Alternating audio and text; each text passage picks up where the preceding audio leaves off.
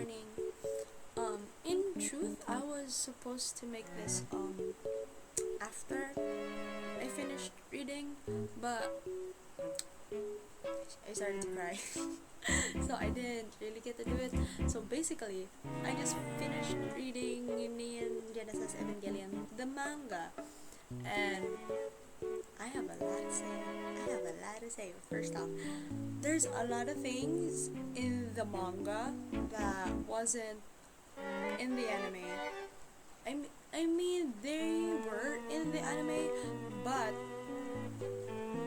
things like they changed a lot of things. First off is like how they introduced Shinji, and it was just so different because in the anime he was like making a phone call or whatsoever, but then in the manga he was like on the train stop or some shit, and then he went to the telephone. And here's another thing, Asuka's introduction, it was so different kasi in the anime they met Asuka on a boat because they were gonna get Unit 2 from the US or something, and then Asuka was also in that boat where she's gonna be introduced as the second child, I forgot, was a child or some shit. And then she would like get on the Ava and then fight off an angel which is underwater. But in the manga, her introduction was in a little arcade in town, and then she fought some bullies, which was so different because that wasn't in the anime, which is like it was so different. Like I wasn't prepared for that, even if I wish I was, but I wasn't. So yeah, that was that.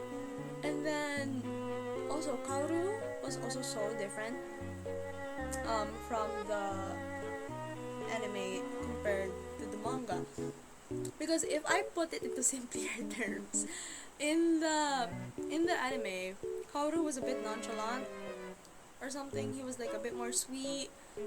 He seemed more perfect in the anime and whatnot. Like he was nice to Shinji whatsoever. But then in the manga he was a little bitch. I'm not complaining though because he had to do what he had to do.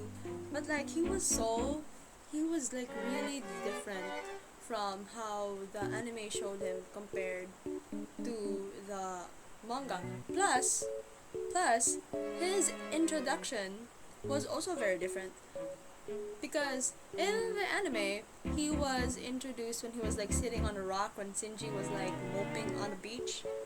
But then in the manga, Shinji ran away for I forgot the reason why, but he ran away, and then he saw like an abandoned house, and Kaoru was there playing the fucking piano. Like, what kind of introduction is that?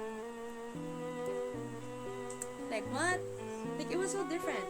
But then I think the major thing is that the Shinji, because in the ending of Evangelion in the anime, it stopped where Asuka was unconscious, Shinji was running away.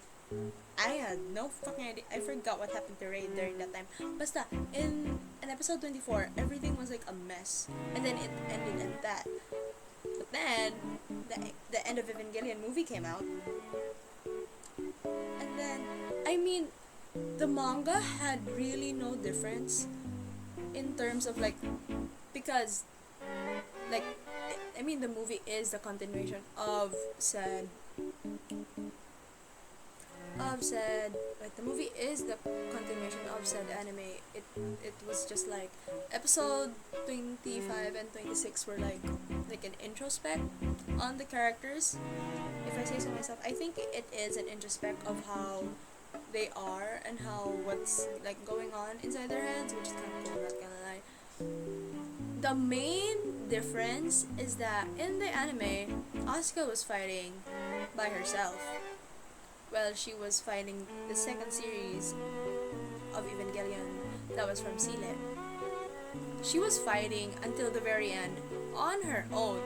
But then, I think, if I remember correctly, Shinji didn't make it in time to save Asuka. But then, in the manga, he made it in time and was able to help like Asuka fight off the the the second series of Evas. But then it was still true to the movie. Like what happened afterwards, like after Shinji like fought and whatsoever, it was still true to that. Like with the whole Lilith thing, the big that it was there were some parts that were added in the movie that wasn't in the manga, but it was still remotely the same. Except for the ending. The ending was different. The ending was very different. Yeah. But then, oh my god. It was very different. Like, after reading it, I felt so numb. For no fucking reason why. Like, I felt so numb after reading it. I was like, oh fuck. What did I get myself into? But it was so good. It was so good. But would I recommend it to other people? No. Like, as much as I love Evangelion, it's not the type of anime or like manga that you would recommend to other people because it's so fucking heavy. It is so heavy.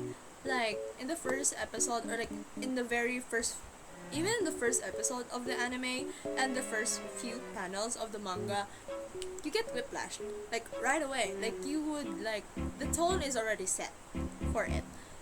So it's not really for the faint of heart. I just started watching it because I wanted to feel something. But like if you really want to feel something, I would suggest for you to watch Evangelion, or you want something dark and something like very heavy. I would recommend it, but as like a casual like watcher lang, I wouldn't because it's that heavy. But then afterwards I was like the ending though. I think it was the ending of the manga is the same as the Back in Time movie. I haven't watched that yet, even though I should watch it. I haven't found the time to watch it. Maybe during the weekend I will. I think it's true to that because the ending is so different. I also have one question. How the fuck did humanity come back? How the fuck did humanity come back? Like, oh, I forgot this was a mic. I'm so sorry. But like, how the fuck did humanity come back? I thought humanity was all sucked in and dead. How? I mean, technically Shinji didn't really age because being in the Eva like fucks up your brain. I mean, now that I think about it, because the way you control Evas is like you put in a plug-in suit and then have like these little antenna thingamajiggies. I mean, it's called nerve because it uses your entire nervous system to control the mechas, which kind of makes sense now that I think about it. Like, holy shit. But yeah, now that I think about it, like, it really takes a mental toll on you when you control the Evas because, for example, I'm in a unit, right? And then the angel cuts off my arm. I would feel that pain. You would. Because it connects your entire nervous system. That's why there's like sync test. If it's like aligned with your nervous system or and some shit. And that's why during the testings they tell you not to think too much or not to have any like bad thoughts because it would interrupt the syncing process. That's so nerdy. What the fuck? But yeah, I can't believe I understood the process of how the mechas were being controlled. But yeah, overall, I enjoyed it. I had a lot of fun reading it. I didn't have a lot of fun. I like cried every other chapter while reading it. But it was still very insightful, not gonna lie. And also very depressing. It was very depressing. It was very depressing. I hate Gendo. I hate him so much. He's like the worst dad imaginable. Like, what? Like, I understand that you love your wife, but like he was so dependent on his wife to love Shinji, and he was like, okay, you're gonna love him, so I don't find myself like that kind of shit. Like, oh, you're gonna love them, fine, I won't love them anymore because you're gonna love them. Like, what kind of a huh huh like words, I don't but yeah, you get what I mean. It's kind of shitty. He's a shitty father, and the fact he the only moment where he truly loved Shinji, when he was dying. When he was dying. What the fuck? What the fuck? Also, I remembered during the time where the army invaded the Nerve headquarters, Misato was the one who saved Shinji. But in the manga, Gendo was the one who saved Shinji. I have questions. But like, do you get what I mean? Do you get what I mean? It's so... Like, I really don't... I mean, I kind of understand the reason why Gendo was there, but at the same time, I'm still confused. I mean, I read the manga. When I started reading, I was confused, but when I finished it, I'm also confused. Do you get what I mean? Do you get what I mean? Like, what the fuck, bro? But yeah, I love Evangelion, but I would never in a million years recommend it to anyone who is a casual watcher lang. Or if you have like a... It's not for the faint of heart. That's all I'm gonna say. It's not for the faint of heart. And I just remembered that Shinji actually admitted that he was attracted to Kaoru. They're my Roman Empire, by the way. Like, the fact that Shinji was very drawn to Kaoru because he was perfect. And like, Kaoru was the person who knew what he was doing, he knew his purpose, and that type of jazz, and Shinji does not. But then, in the end of the manga, he finally was able to find his resolve, which I'm very proud of, by the way. Like, he came a long way. But then, yeah. I think now that I think about it, the movie is actually more fucked up. Just because of that one scene. I'm not gonna spoil it. I'm just gonna... I should shut up now because I have school later. So, I'm gonna upload this. Yeah, I'm gonna upload this. Anyways, if y'all see this, great. If you don't, fuck my alarm.